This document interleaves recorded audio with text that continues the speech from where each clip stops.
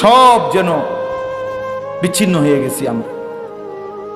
চিন্তা করে দেখেন, দুনিয়াটাই মনে হয় যেন হাসরের মাঠ হয়ে গেছে, দুনিয়াটাই মনে হয় যেন অন্ধকার হয়ে গেছে। হায় আল্লাহ, হায় আল্লাহ, হায় আল্লাহ। সবাই কি হবে পরবর্তী মিনিট কেউ বলতে পারতেছে না।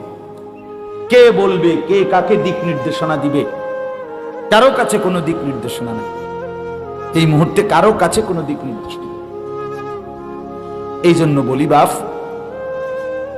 দুনিয়ার এই সামান্য হালাতে যদি এমন হয়, বিভীষিকাময় আখেরাত হাসরের মাঠ কেমন?